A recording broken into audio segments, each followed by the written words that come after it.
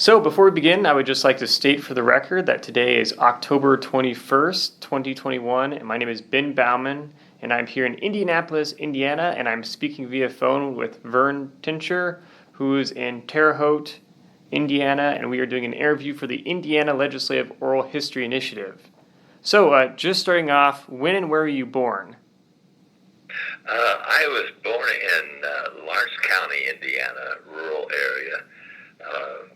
So I went to school at Huron, Indiana, which was about 4 miles from where I was raised and lived. Okay. And what were your parents' names? Lonnie and Sylvia Tincher. Okay. And where was your family from before Indiana? Well, according to our history, one of our relatives from North Carolina did the Tincher tribe book. We came to North Carolina from Scotland and then migrated into Kentucky and then up into Indiana. Okay, that's interesting. Yes. What were your parents' occupations? My father worked in the stone quarries around Bedford. My mother was a homemaker. She never worked outside the home. Okay. And did you have any siblings growing up? Oh, yes. There were 8 of us, 4 boys and 4 girls, so I had 7 siblings. Wow, all right, yeah, big family. Yeah, I was 4th, so I had an advantage when I started school at age 5. I was 5 in June, and I wanted to go to school. So my mother told them I was born in 1935 instead of 1936. And since my siblings had brought all those communicable diseases home for me before I was school age, I went 12 years and never missed a day of school. Wow. That's impressive, yeah. How would you describe your childhood overall? Well, we had 40 acres of land, probably 2/3 of that in forest, but we raised most of our food, vegetables, potatoes. My mother canned, so we were kind of self-sufficient, living off the land. Sounds like it. That's cool. And who would you say were the most influential people in your childhood? Probably some teachers and the principal of our school. Okay. Did you have any understanding about your family's political beliefs as a child? Oh, yes. Okay. In Lawrence County, the predominant political party is Republican. Okay. I don't think that hardly a single office holder is a Democrat, and we always figured we were Republicans. And when I ran for state representative, and I filed as a Democrat, my brothers told me I didn't know there were any Democrats in the Tincher family. Uh-oh. So I guess I kind of broke away from the Standard Party. Yeah, sounds like it. Yeah. How did your parents react to that? Well, my father passed away in 1961 from an accident. Okay. They were supportive. My mother voted for Evan Bayh the first time he ran because I wanted to be superintendent of the Indiana State Police. Right. And when he didn't appoint me superintendent, she didn't vote for him the second time he ran. Yeah. Okay. So. Interesting. And what schools did you attend growing up? I attended Huron High School, Huron High School, I went to Bryantsville Elementary School for my first 2 years, and that was where we had two teachers. One teacher taught 1 through 3, and the other teacher taught 4, 5, and 6. And the only C I ever made in school was the first grade, because the first grading period the teacher said she hadn't taught us to write our name, so she gave everyone a C in writing. But I was unhappy because I could write my name. Right, okay. That's unfortunate then. Wow. Yeah. How would you describe your educational experiences? Well, our classes were small, and one of the reasons for school reorganization was that the small schools didn't offer enough. But I went to Indiana State, and I never had a problem adapting to the higher ed classes. Okay. And did you have any favorite subjects? I have the math aptitude, so math is probably always one of my favorite subjects. In fact, when I was a junior in high school, the principal was the math teacher, and he had myself and another girl in Algebra 2. We were the only two that wanted to take Algebra 2. Oh, okay. Wow. And were you part of any extracurricular activities like sports teams or clubs? Oh, yeah, I was a basketball player, played all 4 years, made the varsity my last 3 years, and I was the 4th highest scorer in Lawrence County high schools during my senior year. Oh, wow. Okay. That's cool. So I played a little bit of freshman basketball at Indiana State when I went there. Really? That's interesting. Okay. Well, what position did you play? I was a center since I was about 6'3.5", and when I graduated from high school in 1953, that was tall. Yeah. But, yeah. it isn't anymore. Right. It soon got, within 10 years, that wasn't tall. Yeah, now that's like a guard position, yeah. It is, yes. That's funny how those things change. It is, really. What views did you have about the state of Indiana or about being a Hoosier growing up? Well, I think a positive attitude. During our high school, when we were juniors and seniors, we always made a trip to Indianapolis to the legislature and spent the day there. So we got a little bit of information on how our government is run. Sure, okay. Now, did you end up going to college after high school?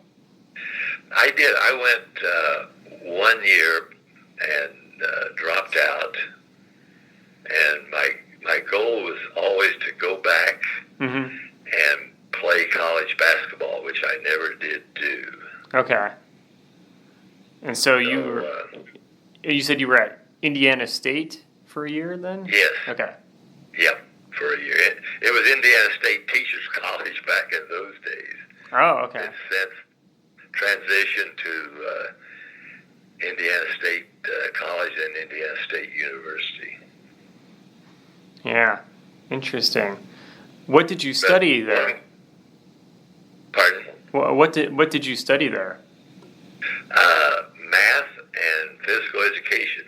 My goal was to be a basketball coach, which I never did achieve. Oh, okay.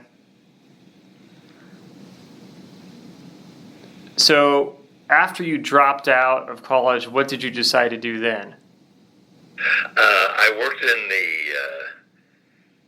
one of the stone mills for a couple of years. Okay. And when the stone mill slowed down, I did an apprenticeship as a bricklayer in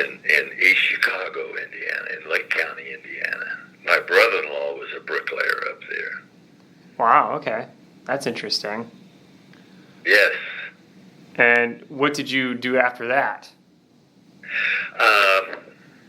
Well, we went to California for about 4 months and worked out there.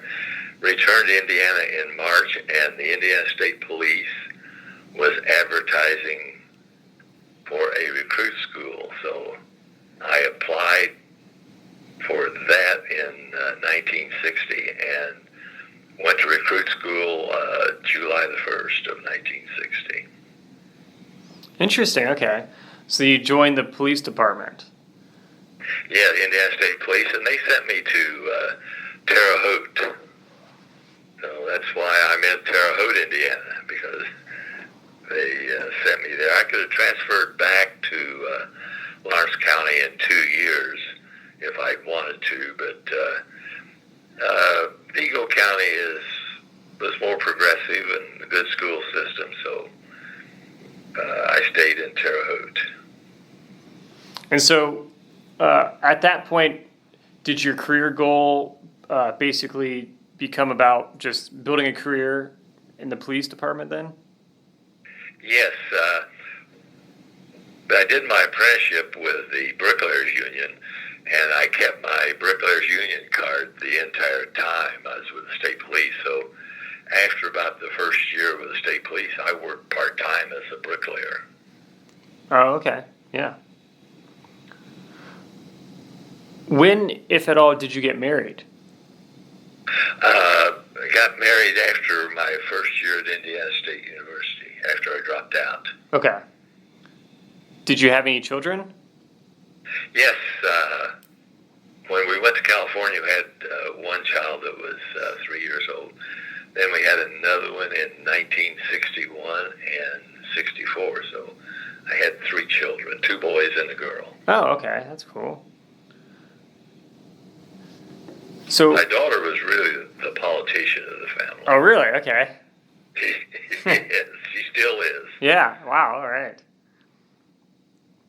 So when did you start becoming seriously involved in politics? Well, actually, I never, during my first dozen years with the state police, I never voted in a primary because I didn't want to declare my politics. Okay. When you go on the state police, you have to declare your politics either as a Republican or Democrat.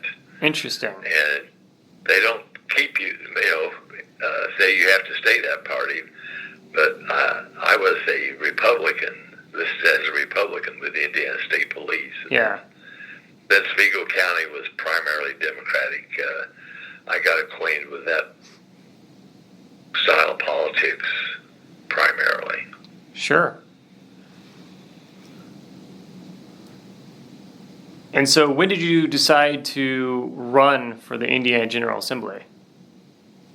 Well, in 1981, I had 1981, I completed my 20 years and was eligible for retirement. But the legislature had redrawn the districts, and the 46th district had all of Olin County and parts of 6 other counties. So it was very rural and very spread out. And the incumbent representative in District 46 was going to run for prosecutor. So I decided I would run for state representative since I had enough years to retire. Right. Okay. That makes sense. Yeah, but there was one problem. The Indiana State Police, in the State Police Act, has a requirement that the only politics allowed for Indiana State police officers was voting. That you couldn't run, there's nothing that allowed you to run for office. Oh, okay. So 7 of us with the state police, serving on the state police, that wanted to run for office. The other 6 wanted to run for sheriff, and I wanted to run for state representative. we filed a lawsuit against the state of Indiana, the state police, asking for an injunction so they couldn't fire us, so we could run for office. And what happened? Well, we were going to do it in Hendricks County. We had an attorney representing us, and the judge in Hendricks County was pro-state police, but he didn't want us. He didn't want that lawsuit in his court. So one of our fellow officers was from Noble County. So we went up to Albion in January and filed the lawsuit, and it was cold. Okay. Albion is way up north in Michigan. Interesting. All right. So when you were starting to get involved with state politics and you decided to run, what exactly shaped your political outlook? Well, I was more familiar with the Democrat Party, and I had already laid the groundwork to run as a Democrat. Our prosecutor in Vigo County was a Republican, and he called me one day at the Post and wanted me to stop by his office. I did, and there was also the Republican judge, the Republican county chairman, and maybe another one or two other people, and they wanted me to run for sheriff on the Republican ticket. Okay. I told them that I'd already made a commitment to run for state representative as a Democrat, so I declined their offer. What made you switch from Republican to Democrat? Well, because Vigo County and Sullivan County were predominantly Democrat, and I knew more people on the Democrat side than I did on the other side. Sure. So I guess you just felt more comfortable on that side then. Yes. Were there any key issues or legislation that you wanted to champion or fight against when you started running for the General Assembly? Yeah, one thing I wanted to change was the fact that city police and county police could run for office, political office, and not have to separate from the department.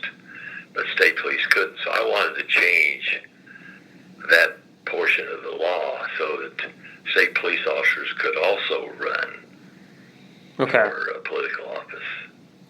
Yeah. And my first session there, I joined with Representative Brad Fox, who was from Northern Indiana, a Republican. And in the first few years when the Democrats were really in the minority in the House, if you wanted to get a bill to move, you almost needed a Republican first author on that bill. So we were able to get the law changed so that state policemen could run for office, but once you filed for office, you had to take an unpaid leave of absence as long as you were a candidate. Right, okay. Did you have any national, state, or local political heroes that you kind of looked up to when you were getting involved in politics? Well, sort of. The outgoing state representative in District 46 was kind of a mentor to me, and several of the Democrat county chairs really gave me a lot of support, so that helped. Yeah, that's good. And what did your campaign emphasize then? Well, it emphasized my career as a state police officer and the fact that of the integrity and reputation of the Indiana State Police meant that I was going to serve my constituents and serve them well. Okay. Did you have a campaign strategy? Well, not really. We did in 1982. I had 5 weeks of vacation, so I calculated back from Election Day and took my 5 weeks starting in September, so that I could do door to door and get out and meet my constituents as much as possible. Sure. That makes sense. Do you remember? Yeah. Do you remember who your main opponent was? It was a school teacher from Martinsville, Indiana, who was originally from Owen County. As I say, the district had all of Owen County and had parts of 6 others, which was Morgan, Greene, Clay, Vigo, and Sullivan County. Okay. So it was really stretched out, and my service and reputation with the Indiana State Police, I think, gave me a real advantage. Yeah. Yeah. We also had one township in Monroe County, so that it was designed by an attorney working for the House Republican caucus, and he designed it for himself, but he lost in the primary. Okay. It was Jim Brighton that I ran against. His brother also happened to be the Democrat mayor in Terre Haute, but Jim was the Republican. Interesting. Okay. What did you think of the election process? Well, it was interesting. I enjoyed meeting people, and I think my time with the state police is also one thing that they knew who I was by the fact that I was able to spend nearly 22 years with the state police. Okay.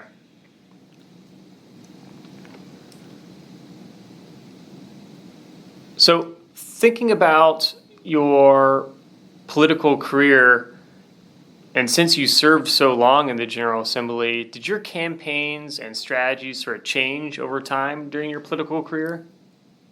Oh, it did.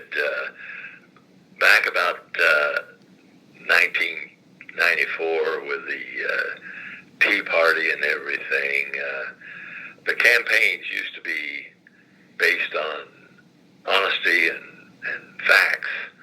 And after about that period of time, the far-right Republicans were never concerned about truth or fact, Okay. which I had a problem with. Sure. So, I guess things just started to get more polarized and toxic over time? They did, and more nasty campaigns. So what was a nasty campaign like? So what exactly would they do? Well, they would take a bill that we had voted on, and that I had voted affirmative on, and they would take some issue that was probably a small issue that was added to the bill, and they would say that this is what Vern Tincher stands for. Okay. And maybe it's not necessarily something I was for, but it's part of the bill, and you accept the bill, have to accept the bill as it is. Mm-hmm. But they ran negative campaigns, which we hadn't done, but we had to start doing also. Okay. Yeah. So it just became like this battle. Yeah, that's true. Wow. So when you first got elected and you won your election, how did you feel that day you finally found out that you were going to go to the General Assembly? Well, it was kind of exciting. During that 1982 campaign, we had Stan Jones and Marilyn Schultz, part of the both Democrat representatives, that had taken issue with the fiscal situation in Indiana. They were predicting that Indiana was facing a fiscal deficit. And after the election, I retired November the 30th. On December the 3rd, we had a special session and raised taxes by about $600 million to offset that deficit we were facing. So went from the state police one week and a legislator the next week. Okay. Yeah. What were you thinking when you walked into the State House for your first day in office? Well, it's kind of overwhelming to realize you're one of 100 that's, and plus the 50 in the Senate that are going to help shape the position of the state of Indiana. It's as I say, it's a kind of a surprise and overwhelming. Yeah. What did you expect of the legislative process, and was it more or less complicated than you expected? It is a bit. The biggest fear you have when you start your first few sessions is you're cautious that you don't go up to the microphone and make a fool of yourself. You don't want to embarrass yourself in front of all of your other 99 colleagues. Yeah, sure. Yeah, I can imagine there'd be a little bit of pressure when you first get started to try to fit in and get comfortable. It is. It takes some adjustment to fit in.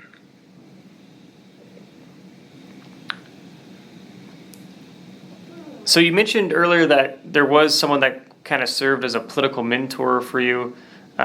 Was it by talking to other legislators that helped you kind of figure out the ins and outs of state politics? Yeah, we had one representative that had been there for probably at least a dozen years before I started, and he was great friends with the Speaker of the House, J. Roberts Daley, and I sat next to him on the House floor my first 4 years, and he always would give me tidbits of advice. And in fact, J. Roberts Daley graduated from Riley High School, and our subdivision where I lived was part of the Daley farm. So I had a little bit of connection with J. Roberts Daley, Speaker of the House, who happened to be from Muncie, Indiana. Okay. Yeah. How did you know the needs and wants of your constituents? Well, we would do surveys on the issues, and back in those days, you had to have everything typed and mailed out, so it was a bit cumbersome, but I was probably a fiscal conservative and a little more moderate on social issues. There wasn't a great deal of philosophical difference between the Democrat legislators and the Republican legislators.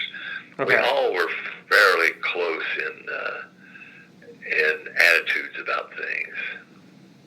Oh, okay. Sure. Do you remember the first bill that you sponsored? I think I was the co-author on the state police bill. That was one of the first bills that I had introduced, and it was something that I was familiar with, and I had a good Republican first author, which helped me out too. Oh, okay. What were the regular interactions like between members of the General Assembly? Oh, we argue a lot on the House floor. You can, if you have a difference of opinion on a bill with another legislator, Republican or Democrat, you can't afford to develop hard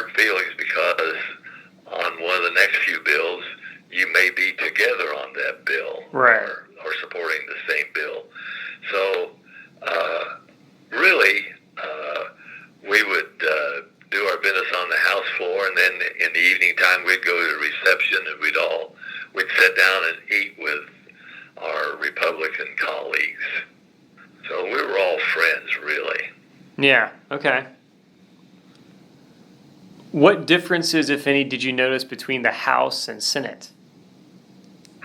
Well, the Senate likes to consider themselves the upper chamber, and you should listen to their wisdom and advice.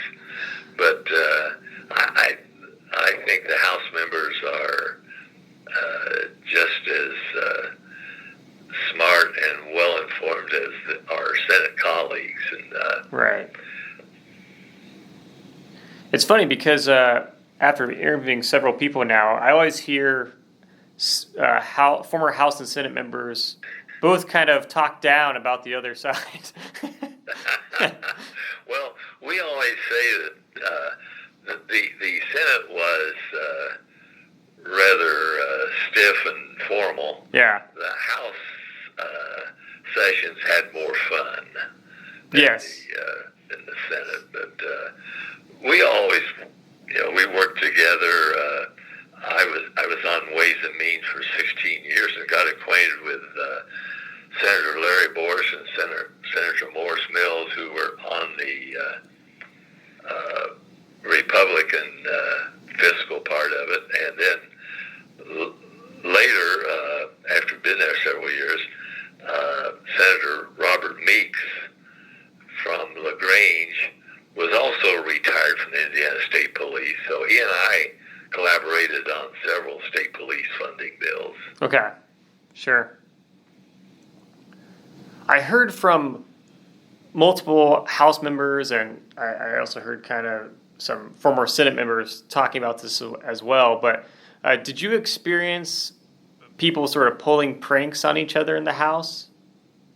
Oh, yes, the House liked to pull pranks. Probably one of the first pranksters we had in the House was when John Gregg was elected in 1986.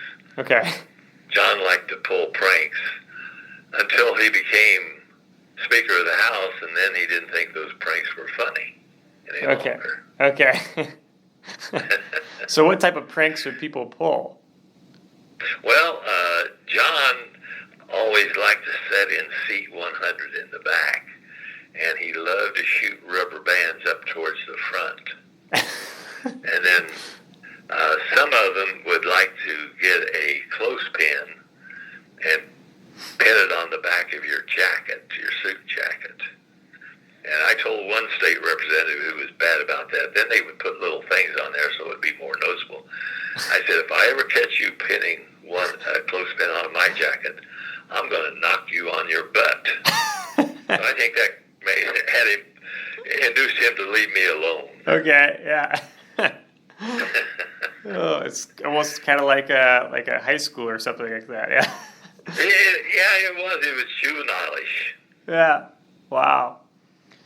Given the rivalry between the House and Senate, did members of the House ever try to pull pranks on people in the Senate? Not usually. As I say, they were a bit stiffer and didn't get involved in those things. So I think the House members didn't fool with the senators if they were visiting the House floor. Okay, sure.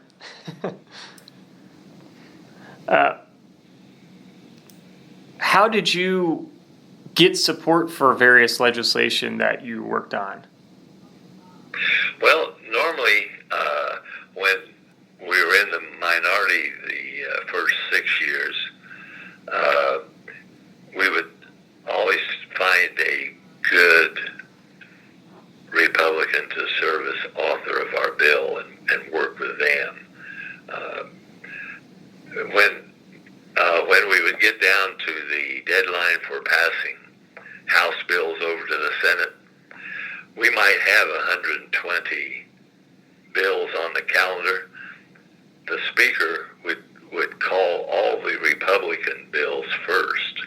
He may call 100 Republican bills, and then the last few hours, all we have is 20 Democrat bills, and you had to talk to him in advance if you wanted your bill to be called down. Okay. Near the deadline. So, with that in mind, how was legislative business conducted outside of formal votes and committee meetings? As I say, I think most of the House members got along well, and you could discuss things. We stayed in an apartment about 2 blocks from the State House, and when we were doing the time bill, the senator carrying that bill for the governor, we agreed that when we get together on Sunday night, we'd never talk about the time bill. Okay. So we kind of respected if someone, legislator, had a particular sticky issue, we would not talk about those things, not embarrass each other. Sure. When it came to voting on legislation, did you have a pretty good idea of how your colleagues would vote on a bill before actually voting? Yeah, normally if it was your bill, you would survey the legislators to see if they were supporting your bill. Some bills, the caucus expects you to vote a certain way. When it probably the first few years of Evan Bayh's administration, we had a bill that combined all of the social services, and the Democrats were working to make sure they had enough votes to pass it. Myself and another representative that served on Ways and Means voted no, and then later we were called into the Speaker's office saying, you two serve on Ways and Means, and others voted for that bill that didn't want to. So, you need to support the caucus. So some things the caucus expected you to toe the line and vote for bills, even though it wasn't really very popular. Yeah. And so did you ever refuse of what party leadership wanted you to do? Occasionally, if it was something I felt strongly about. The Family and Social Services bill was one that they never asked me if I was going to vote yes or vote no. Yeah. If a legislator or a lobbyist asked how I was going to vote on a bill, if I was going to vote yes, I would tell them. If I was going to vote no, I would tell them, because your word is kind of your bond there. Mm-hmm. So you don't try to deceive someone by giving them the wrong response. Yeah, that makes sense. But overall, then, you would say that party leadership was pretty influential then on dictating legislation? Yeah, probably only about 10% of the bills were really controversial and something that the caucus expected you to toe the line on. The rest of the time you were a free agent and free to vote your feelings, true feelings on a bill. Yeah. How often would you say you worked with Republicans to get legislation done? Oh, often. I was on Ways and Means in the last 6 years. I was committee chair, so you would work with your colleagues to get a bill moving. Did you find it harder to work with Republicans over time when things started to get a little bit more politically toxic in the General Assembly? Yeah, it became more controversial the last few years. But as I say now, I'm happy that I'm not there, because it would be difficult, really stuck in a super minority. Okay. Yeah. I'm sure that makes it more difficult, so. Oh, it does. How did your legislative service affect your family life?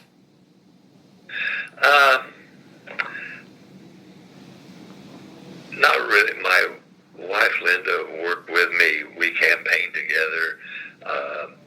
She would, we'd get an apartment, and she would come down to the State House later in the day and visit with the other wives. They would go shopping. So, but the politics really controls your lifestyle because you have so many commitments to make. Yeah. That makes sense. Yep. What were the most controversial legislative issues during your time in the Assembly? Well, we had a few of them. The lottery and gaming was a real major issue, controversial. I didn't really support the gaming. Okay. But when we, and that's really what caused the lottery was the issue that caused the defeat of Speaker of the House J. Roberts Daley in 1988. He was against the lottery, and most of the Hoosier citizens supported the lottery because Illinois had the lottery and Ohio had the lottery. And if you wanted to buy a lottery ticket, you couldn't do it by mail, so you had to either go to Illinois or go to Ohio and buy a lottery ticket. Yeah. Lottery, I didn't mind supporting because that's what the Hoosiers wanted. But the casino gaming, I just never really supported it. Yeah. What piece of legislation sort of took the most time that you had to work on? Well, I think the daylight savings time Okay. took a lot of debate. In fact, when we finally voted on daylight savings time, normally the vote in the House is quick. They turn the machine on, vote green if you're in favor, red if you're opposed. They turned the machine on, everyone voted, and it was 50 green and 50 red. The speaker left the machine on for 30 minutes, and finally a Republican freshman switched from no to yes, and we had daylight savings time. Wow. So, and he didn't win the next election either. Okay. Wow. What was the biggest hurdle you had to overcome during your time in office? Well, I was in a district that was about 47% Democrat. In 1994, one of our state senators termed it as the worst year for Democrats since World War II, and I ended up losing that election by 125 votes. Wow. But I came back in 1996 and reclaimed my seat. Okay. So consequently, later in 2002, I lost by a couple of hundred votes. My opponent put $65,000 of his own money in the campaign in October, which we have a requirement in the election law that if you, in October, 30 days before the election, if you get any contribution of $1,000 or more, you have to file a written report within 24 hours. Okay. He never filed a single report that he was pouring money into his campaign. So I lost in 2002, and I regained my seat back in 2004. Wow, so you made multiple comebacks then. Yes, I lost twice and came back each time. And in 2010, on New Year's Day, I told my wife Linda that we need to have a talk. Do we really want to run again? And I'd already had served 24 years, and we agreed that we would not run for re-election in 2010. Yeah. And about 2 weeks later, she said, "Have you changed your mind?" And no, I didn't. So we held off making an announcement because the caucus wanted us to wait till they found a candidate. Yeah. I had a news conference to announce my election plans for 2010, and we started in Vigo County with the TV and newspaper present. And I said I wanted to announce my election plans for 2010, and it is, I'm not running again. Yeah. So that was kind of a surprise. We kept it a real secret that we weren't going to run for re-election in 2010. Sure. Yeah, that's interesting. So moving towards some more specific questions on some things I just saw in newspaper articles about your service and kind of things that were going on at the time that you served. Do you remember anything about a bill that was supposed to provide financial relief to those wrongly convicted of crimes? Yes, I do. We had a young man here he was from West Terre Haute. He was convicted of murder, and I knew the detective state police detective that had investigated the case. But he'd served about 10 years, and they found the perpetrator that committed the crime.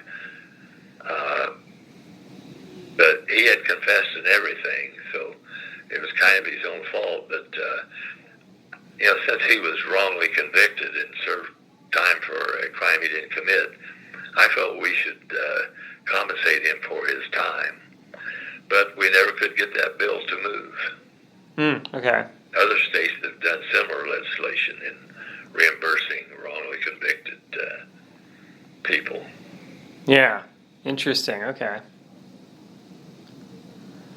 I also saw that during your service, it seemed like there were debates going on about gay marriage. Do you remember any of those debates or what was happening at the time?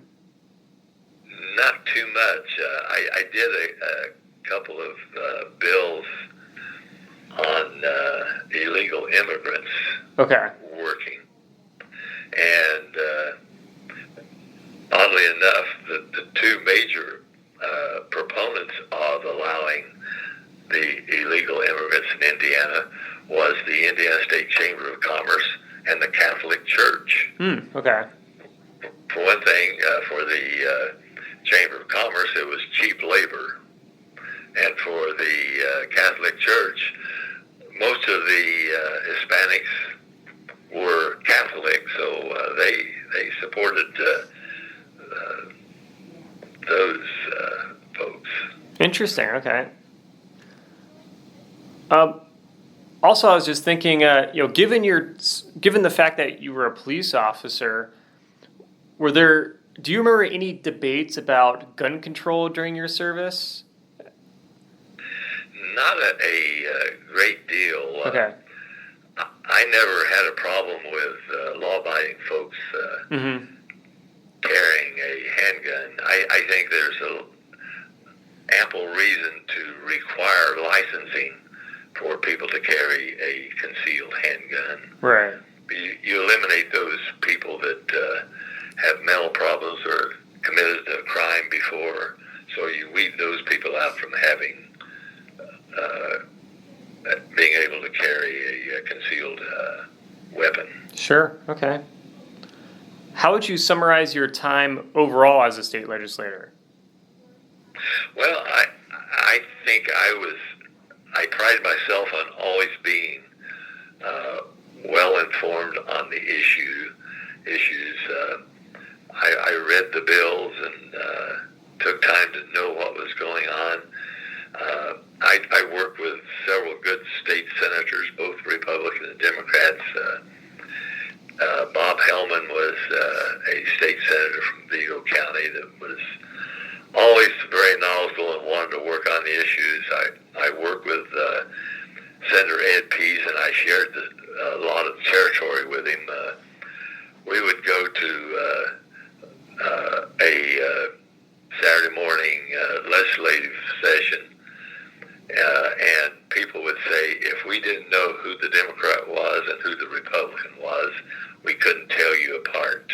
Oh, okay. So he was always, when Bob Orr was governor, I called him Governor Orr and didn't insult him. And when Evan Bayh was governor, Senator Pease would call him Governor Bayh. And so, we always pride ourselves in talking the issues.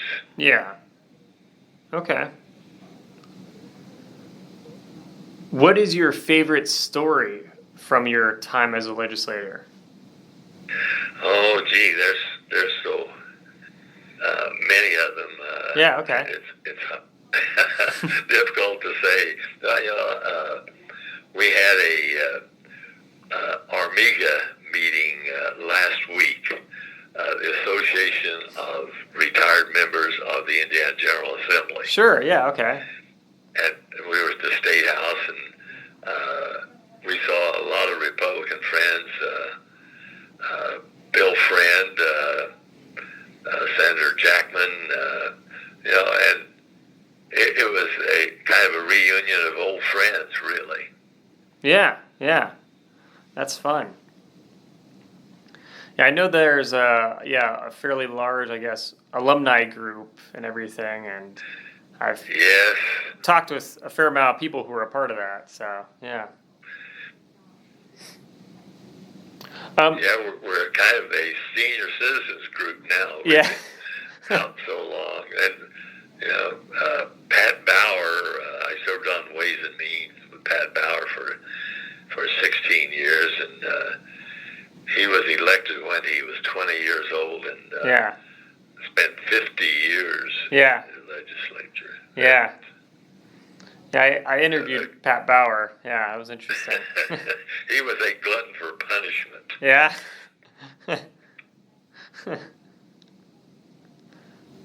What lessons, if any, did you learn from your experience in the General Assembly?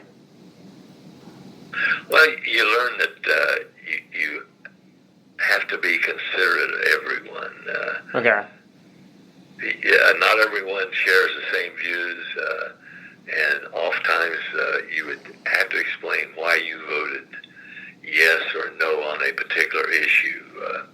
And I think being patient with your constituents is one thing that's an acquired skill and necessary, really. Okay, sure. Do you have any regrets as a legislator? No, it was a great experience. We helped so many people trying to, for the average citizen trying to deal with state government, it's kind of a nightmare. We were able to contact the state agency and solve problems. People would get a letter from the Bureau of Motor Vehicles saying your driver's license is suspended because you had an accident 4 years ago and you didn't file the financial responsibility form. So you could help them regain their driver's license, and in most cases waive the $125 filing fee. Interesting, okay. So we helped a lot of people, and that was one of the rewarding things of being a state representative. Yeah, I bet.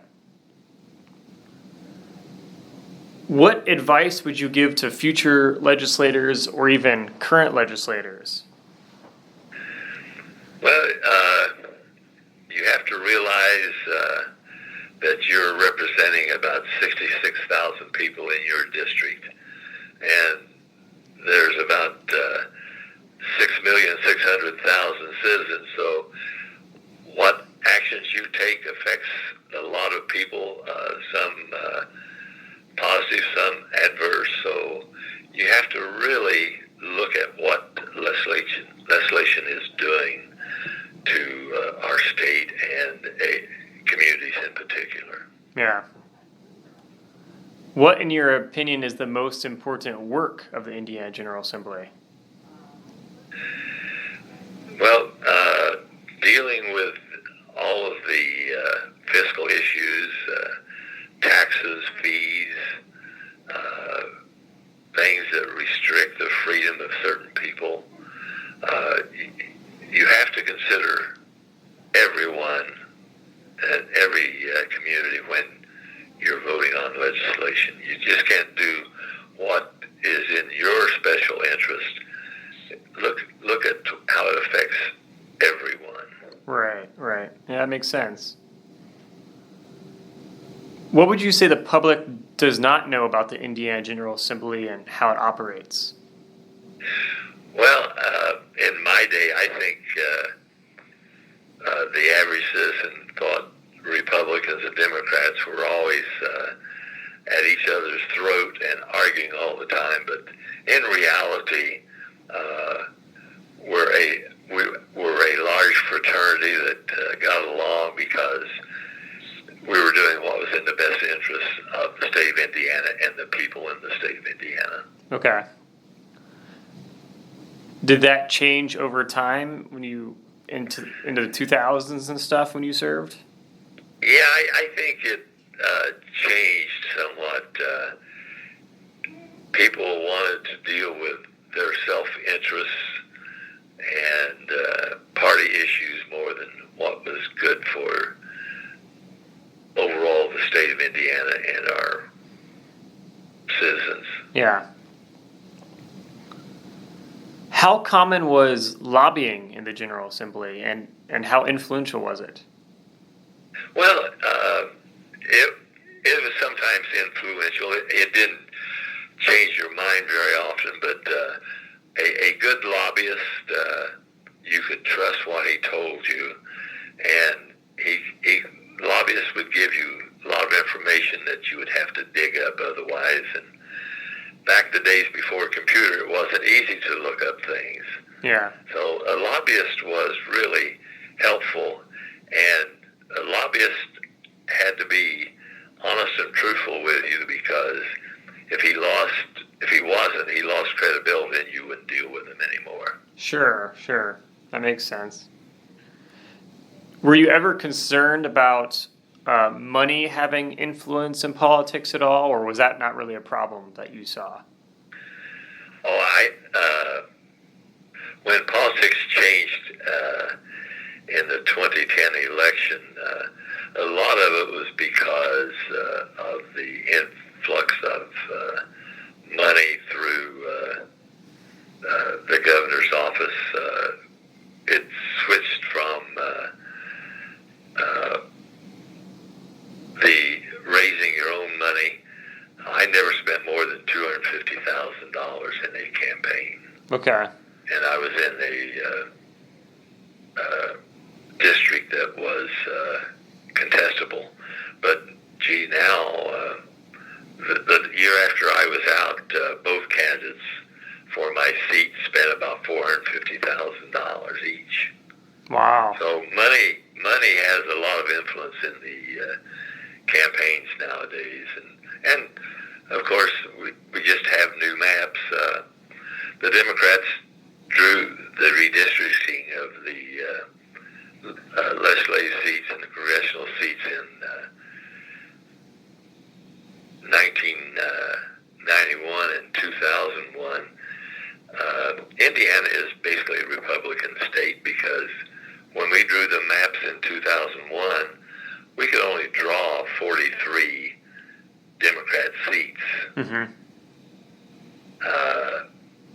Now, with the Republicans winning 79 seats, Indiana is not a 79-21 state. Here in Vigo County, we used to have Vigo County divided into 5 different House seats. Now you have 2, and all the Democrats are in one and the Republicans in another. So the gerrymandering has an effect on how things go. Yeah, sounds like it. Yeah, that's interesting. How has the state of Indiana changed over the course of your lifetime? Well, Indiana used to be predominantly rural, and now the cities and towns control things.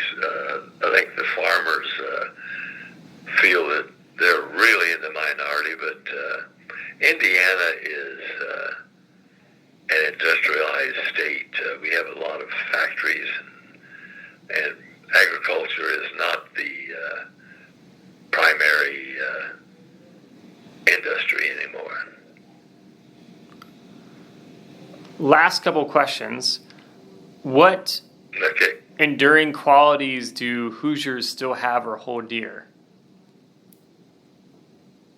Repeat the question again. What enduring qualities do Hoosiers still have or hold dear? Well, I think they look at honesty and straightforwardness as an asset that most Hoosiers have. You care about people. You do what you can to help others, and you consider everyone when you take action. Yeah. What do you want the people of Indiana to know about their role when it comes to the function of the General Assembly? Well, you need to be aware of the issues, and don't be hesitant to let your legislators know your opinion on things. It's easy to do with the email, and you can tell them what you're for or against, and you pay attention to those things. Yeah, absolutely. Well, that's all the questions I have for you. Is there anything that I didn't ask about that you wanted to mention, or? No, you never mentioned our 50-50 ties in the House. Oh, okay, that's right. Yeah, We had 2 of them. Yeah, tell me about And those. the first one was from the 1988 election. Our state constitution was formed in 1851 with 100 House seats, and since that time we had never had a 50-50 tie. Yeah, okay. But we did in 1988. And then they probably didn't think it'd happen again, but it happened again in the 1996 election. Yeah. Evan Bayh was the Secretary of State in 1988, and after the election, the newly elected governor. So the House Republicans were kind of leery of what Evan might do. Sure. But we meet the third Tuesday of the month, and in 1988 we met the third Tuesday, and we couldn't agree on how to handle it. On Wednesday night, about 8 p.m., Evan Bayh called the session to order and told us that if you don't agree on how to handle this issue and form a new House governing system, you're going to be having your Thanksgiving dinner on the House floor. So we went up and discussed things and agreed on following what the state of Washington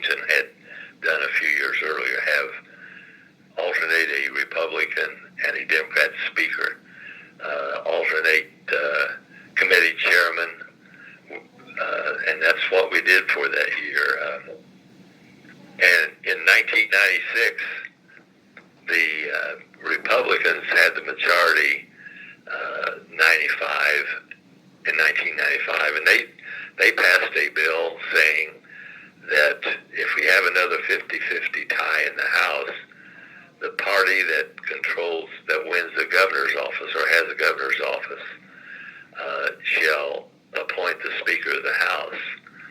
Well, Frank O'Bannon was running against, I think it was Steve Goldsmith, and the Republicans didn't see much of a chance for Frank O'Bannon winning. So when Frank O'Bannon won the election in 1996, John Gregg was elected Speaker of the House by 50 members. Wow. So we have a plaque on each side of the House chambers with all the members' names that served in the 50-50 sessions. Yeah. What was the working atmosphere like in a 50-50 session versus a normal session? Well, in 1989, and 90, we passed a lot of bills that we sent over to the Senate because a tie vote in committee would send the bill to the House floor, and we had even number of members in each committee. So we did a lot of legislation that probably wasn't necessary to move. In 1996, the Republicans were concerned about moving the budget, and we had two Republicans that voted with the Democrats to pass a budget in 1997. So, but things worked out, and we survived the ties. Did you think it was better or worse to have a 50-50 session versus a party in the majority? I think it was good. It was a new experience, and I think we all learned something from it. That, we have to get along if we're going to move legislation. That was the important thing. Yeah, sure. Well, is there anything else that you want to mention or that you thought of? Or? No, I think you've covered a lot of things. So. All right. Well, I appreciate you taking the time to be a part of this project. Well, thanks, Ben. I appreciate your patience in getting this set up. It's a pleasure talking with you. Yeah, no problem. Absolutely. Thank you. So.